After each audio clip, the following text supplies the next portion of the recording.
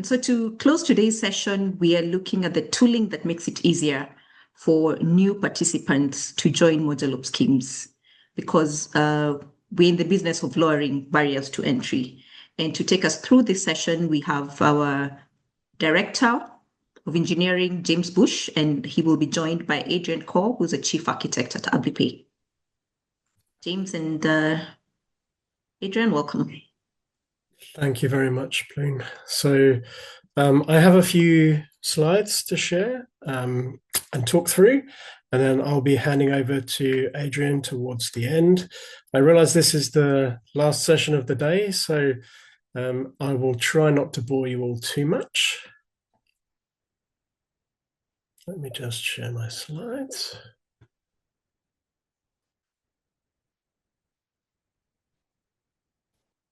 I hope those are visible to you. Okay. Tooling support to join Mojaloop schemes. Open source tools for hub operators and scheme participants.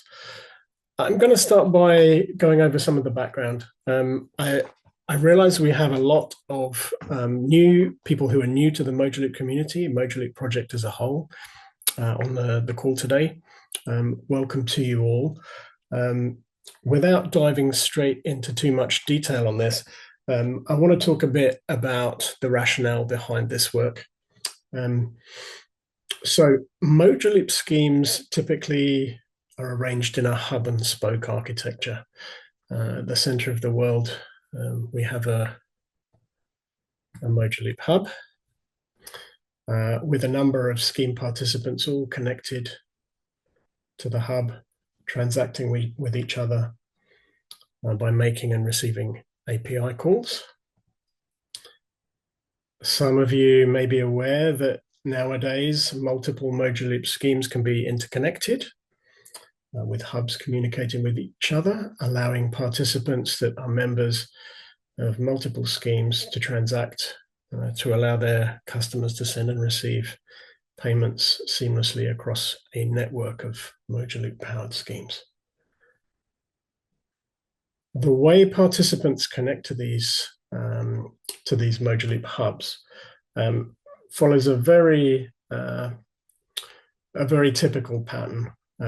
Banks, mobile money operators, fintechs, they all typically connect to Mojaloop hubs by using an integration layer that they host within their own infrastructure.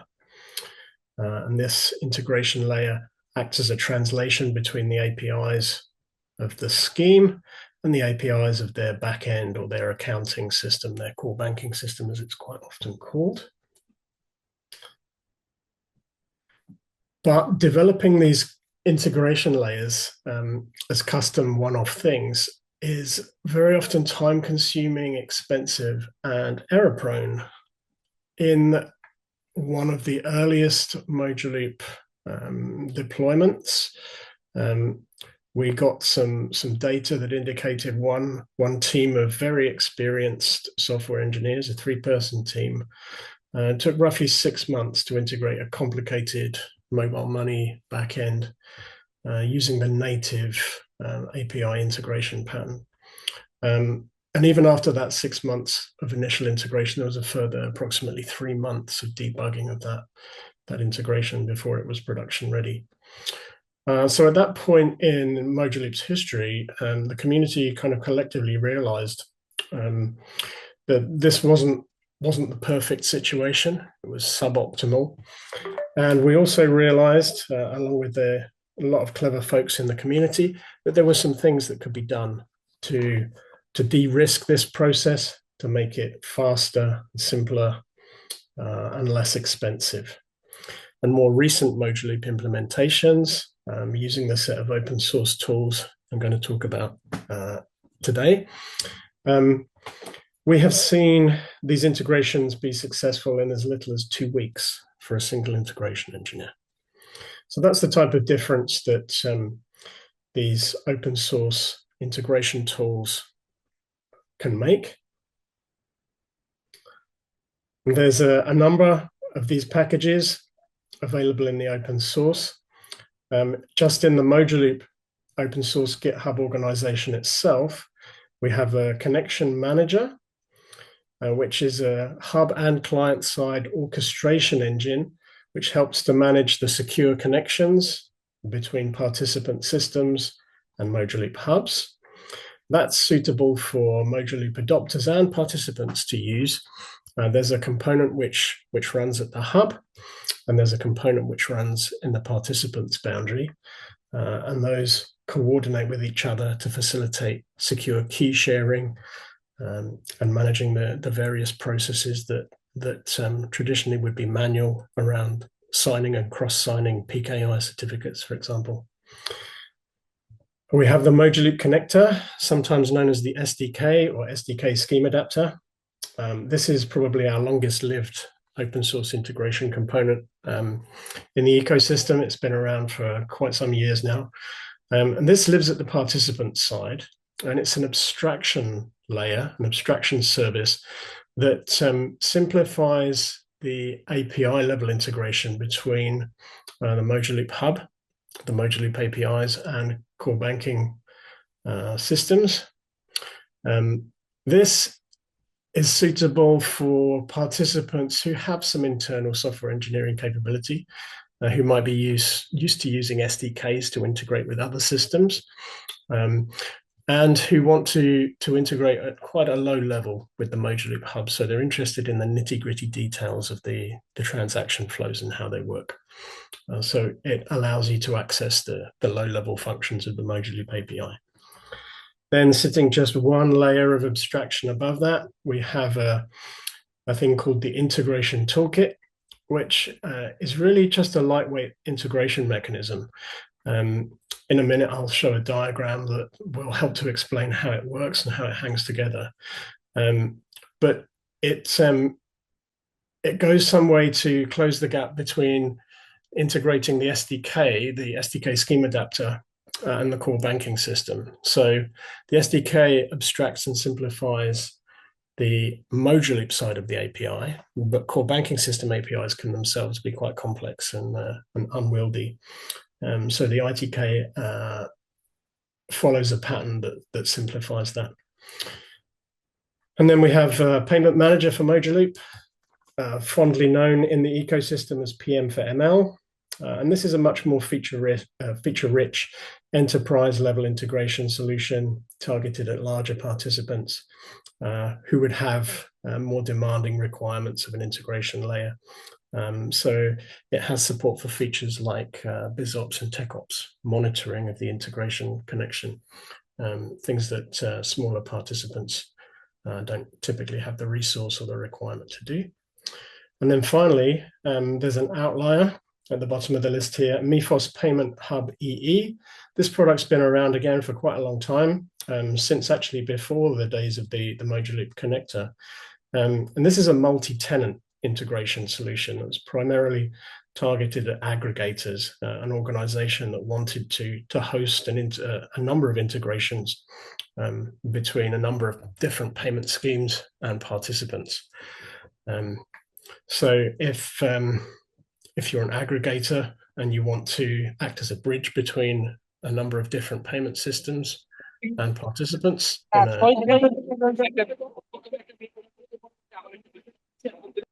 an open ecosystem, then that might be worth a look for you.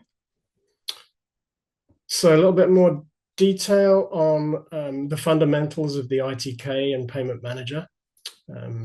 These both follow a two connectors pattern, where, as I already said, one connector abstracts the details of one side of the API, and the other abstracts the other. So core connector, as we call it, abstracts the core banking system API, and the Mojaloop connector abstracts the Mojaloop hub API. So by handling all the nitty-gritty details of connection security, message signing, signature verification, etc., these two work together to provide the integration engineer with a very simple surface area, a minimal simple surface area that's quite low risk and easy from a software engineering perspective to create logic to glue these two worlds together, payment scheme and back end. Zooming in a little more detail on the Mojaloop connector. So as I mentioned, there are a number of functions within the Mojaloop connector, the SDK. You'll see over on the right-hand side, the mutually authenticated TLS, apologies, jumped a slide, the transport layer security connection between the hub and the participant is handled in that connector. API abstractions, a layer for doing our JSON web signatures, message signing and signature verification, our hash lock implementation with our fulfillment and condition generation and validation. We have flow orchestration as well. Remember that the Mojaloop API is asynchronous, so it's a call and response pattern. That in itself can be a challenge for integration to a core banking system that has a synchronous API. So this flow orchestration layer acts as a translation between the world of asynchronous API and synchronous API, and makes coding against this backend interface a much less risky, less error-prone process. The solution, the Mojaloop connector, uses a secure secrets engine, PKI engine that's external. Some of you may be familiar with something called HashiCorp Vault or an HSM, all accessed through open APIs, and an in-memory cache that's part of the flow orchestration that helps translate between the asynchronous world and the synchronous world. The API that the Mojaloop connector exposes, the world that the integration engineer has to live with now, is use case oriented rather than resource oriented. Those of you who know anything about the Mojaloop API will know it's a resource oriented REST-ish API. So it talks about things like participants, parties, quotes, transfers, authorizations, etc. And those abstract concepts, although they're meaningful in the Mojaloop world, for somebody that's working for a fintech or a system integrator trying to glue a back-end system, those concepts can take a little while to get to understand. So instead, this API being use case oriented means the developers can think in terms of the operations that they're performing in high-level domain-like concepts like sending money, dispersing a loan, or receiving a repayment to a loan, while all the complexities of the interaction with that resource-oriented API are nicely hidden from them. So simplifying and reducing the effort and the risk. Mojaloop Connection Manager, I mentioned briefly. This is an important piece of the puzzle here for our integration tools suite. Connection Manager is a client and server oriented system that allows users within the hub, within the scheme boundary, and within the participant to automate, simplify the processes required to manage the keys and the public key exchanges, the signing and cross-signing of all the cryptographic certificates and material, key material, in a standards compliant, best practice manner, with minimal user interaction. So you'll see on the hub side, there's a server component that's integrated with the hub's identity and access management platform, again with a PKI secure secret storage engine, an API. The API allows an agent running in the integration layer within the participant, so next to the Mojaloop connector that we just looked at, and the core connector, an MCM agent service runs, and with a small configuration utility, an administrator in the participant or a system integrator can configure the agent to automate the process of secure setup of these connections.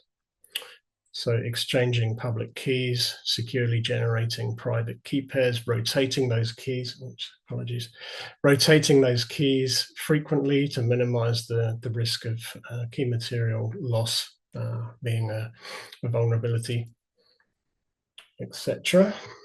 So to sum up, by using these off-the-shelf, tried and tested abstractions, we are reducing the technical and business risk, the effort, the time and cost required for participants of all shapes and sizes to participate on equal terms in Mojaloop-based payment schemes. So if you're the smallest fintech or the largest commercial bank, you can both make use of these tools, both have the same low effort, low cost, low risk integration to Mojaloop-based payment schemes. So some of you who were paying attention during the Kahoot quiz a few minutes ago will have seen the question about the participation tools workstream. Which workstream is interested in participants joining and integrating to Mojaloop schemes? It's the participation tools workstream. So this is where the Mojaloop community focuses on this set of open source integration tools. There's a Slack channel for the workstream on the Mojaloop Slack workspace. Please come along and join if you're interested in this subject at all. Just joining the channel and reading what's there is participation. We have a weekly Zoom call to sync up every Wednesday at 8 a.m. UTC. Apologies if that time doesn't work for you. If it doesn't and you really want to contribute, we are quite flexible in that time. So please reach out. Over the last PI, this workstream has been focused on three things mainly. Firstly, the payment manager for Mojaloop Codebase, which was graciously donated by Infotech some months ago now, is still in the process of being adopted. It's quite It's quite a large code base, at least a couple of dozen Git repositories, which have been moved over to stewardship of the Mojaloop Foundation. And we're running a process against those of bringing the CI and CD pipelines up to the same level of configuration and specification as the other Mojaloop Git repos. We have also been focused on making the deployment and use of the connection manager server and client much easier. Until quite recently, it was fairly interwoven with the IAC deployment, but we realized that it was quite hard, time-consuming and cumbersome for users and developers to deploy that in a test environment, as well as in production, to understand it, to make changes to it, to gain comfort with it, to embrace it as part of the deployment project. So we've been trying to make that deployment more flexible and separate out the concerns so you can deploy MCM and its supporting stack without needing a full IAC deployment. Also, this work stream was again graciously donated by Infotech, a large volume of documentation focused at system integrators to help them understand the technical and business implications of onboarding participants to Mojaloop-based schemes. That's a highly valuable resource that was built as part of the Comesa DRPP project and donated to the open source, but some of the documentation has still some specifics for that project. So there's a task outstanding for us to remove those specifics and make the documentation generic so it can apply to other projects in future. How have we got on over this PI? Well, the adoption of that payment manager code base is about 80% complete. We still have some CI/CD configuration to do on a few repositories. We have been successful, and thanks to Yev Kriuka in the workstream for his work on MCM and IAC Lite. So we've refactored all the role-based access control backend that existed in the MCM server component away from Keycloak to the full Ori stack. So that's now in line with the other Mojaloop components that utilize RBAC. The architecture is the same. It doesn't have anything specialized now. And we have largely completed the work on refactoring the hub side user interface of Connection Manager with the rest of our web portal architecture, that micro front ends architecture that some of you might know. So rather than having a completely separate user interface for Connection Manager, it's all integrated within the same experience now.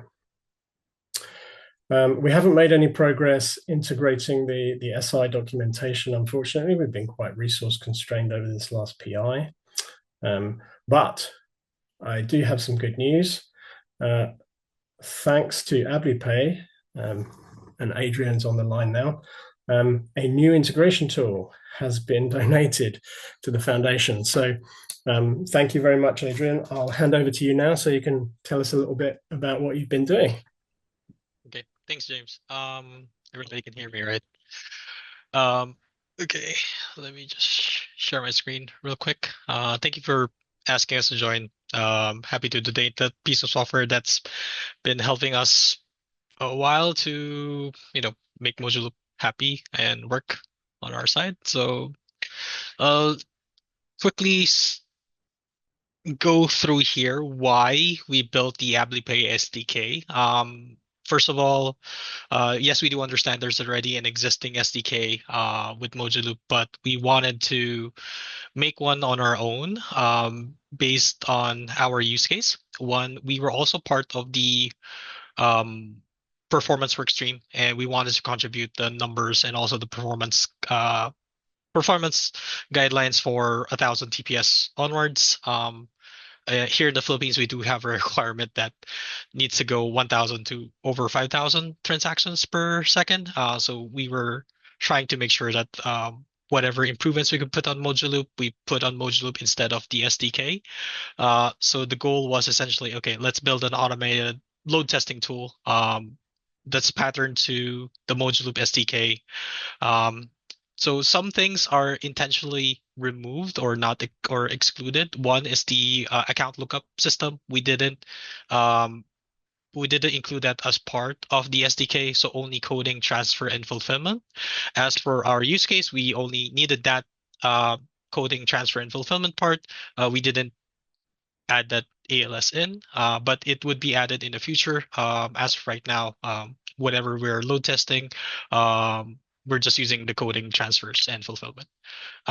We went with a different direction in terms of programming language. We went with Golang. One is to leverage the high throughput capacities and also for adding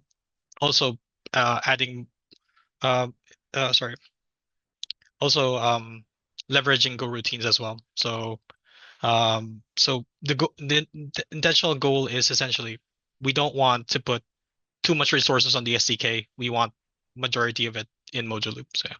So again, as I said, we don't really intend to replace the official JavaScript Mojaloop SDK. Rather, it's more of a alternative optimized for ISO 222 integrations with performance testing.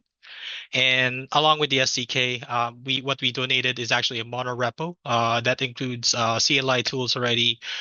We do have a ILP generator, so whatever transactions that goes through to the AbliPay SDK, it has that signature, so you can actually really fulfill the transaction, and as well as a bunch of K6 load testing tools where you can onboard, you can simulate transfers, you can also fix the callback. So essentially it's just a huge developer tool built by our devs to actually make our lives a little more easier when we're doing testing with Mojaloop.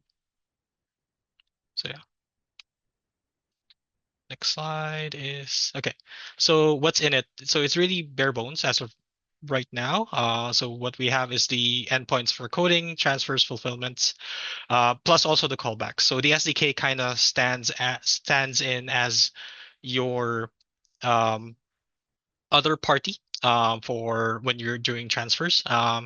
We actually built in something where you just hit the coding request and it automatically does the entire transaction flow. So you don't need to build more things on top of it. Again, the IOP generator is already part of the app. It's embedded with the verification of terms, along with the ISO 222 request. There's a few things in it.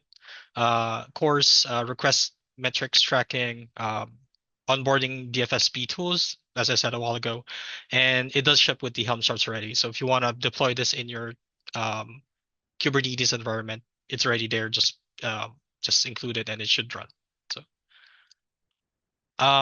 So how to try it? It's already in Mojaloop. It's already in this URL. Just deploy it in your cluster. You can hit the quotes endpoint with the ISO 202 body, or you can use the CLI tool for auto sending. So that should also give you a preview of what it does. Okay. So there's still a lot of improvements upcoming here. We're still supporting this completely. I'm still using it as of right now. We are doing a load test for GCP environment to actually get data to share with the performance workstream as well. So the future improvements that we're looking at is MTLS support with EasyRSA. Improving the onboarding documentation, because as of right now, if you look at it, you kind of need somebody from the app data team to actually explain to you how it works, and also additional SDK capabilities. We're still looking to add ALS in as part of the suite for the SDK, but as of right now, in our use case, we don't need it. So, right, and yeah, that's it. So, up here. Thank you very much, Adrian. Appreciate you joining. So, Plune asked me if I had any questions to ask the group here. One question I would like to ask then before I hand over, if there are any questions from the floor, can we have a show of hands? Does everybody know how to raise your hand in Zoom? There's the little react button down at the bottom of the Zoom screen where I think if you click on that, you can raise your hand. So can we have a little show of hands for those people who have not heard about the participation tools workstream before, or have never heard of the SDK or the payment manager? Is anybody joining the call today for the first time? How many people have never heard about this before? Raise your hand if that's you. Not that many people. 1, 2, 3, only 2 people. Well, that's good news. Okay, so my final parting shot, and before I go, please, if you're interested in this stuff, if it's important to you or your projects, you care about the ease of integrating participants to payment schemes, then please come along and join the work stream.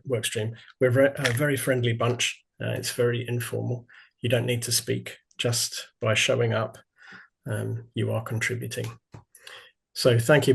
Plune, back over to you, unless there's any quick questions from the floor. I don't know if we've got time for questions.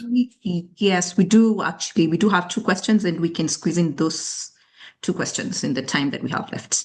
So we have, I'm not sure whether you can see the questions, but there's one from John Mudiora. Hi, John. He asks, so what are the BizOps and TechOps features in PM4ML that the other tools do not have? Okay, so I can't comment about Payment Hub EE actually, because I don't know the interfaces to that as well as I know ITK and the SDK and Payment Manager for ML. But PM4ML, BizOps wise, there's a user interface. There's a web portal that presents the user with charts and graphs and summary and search capability to be able to inspect the payments that have moved across the boundary between their core banking system and the payment scheme. So, for example, a support a support operative on phone support might be able to debug a particular transfer that's failed for an end user to figure out what might have happened. I know that's probably more L3, L2, L3 support than L1 support. But those features exist in Payment Manager. So rather than having to trawl through logs or use a log aggregation or log management system or a grep tool to search through logs, there's a user interface. The other thing, from a TechOps perspective, there's also another user interface aimed at TechOps, which shows you a technical monitoring view of that interface between core banking system and the payment scheme. So you can inspect volumes of transfers, failures. You can drill down into failures to see which particular aspect of the transfer flow, the 3-stage, 6 API calls that happen for every Mojaloop transfer. You can dive down into the details to debug with simple user interface tools rather than hand grepping through logs. There's also some more enhanced metrics provided by the Payment Manager solution. So it's distributed along with a metrics database called Prometheus, which periodically pulls a number of counters from the integration components to monitor the number of events of all different types that are happening in that integration layer. So it enables a TechOps person to spot if there are any issues happening. If there are, it helps them focus their attention on where the issues are happening. It helps them drill through the noise to focus on the important things in their lives. So that's John's question. I hope that answers for you. Stephen, I think this one's for Adrian. What specific challenges did AbluPay face with PM4ML? As of the moment, we haven't used PM4ML yet. But we are actually really interested in integrating that with our existing implementation. It would actually cut some of the roadmap that we actually are planning to do without this PM4ML. But yeah, we haven't found any challenges yet because we haven't used it yet. So. Thank you. Thanks, Adrian. Yeah, one final thought maybe is that we, the Mojaloop community, really want this participation tool space to be vibrant and full of lots and lots of different options. So the more people that come along and contribute, it doesn't matter if you're bringing something that does the same thing as something else in a different way, or if you've got a new take on old problems, please, we welcome every contribution that's out there. Thank you.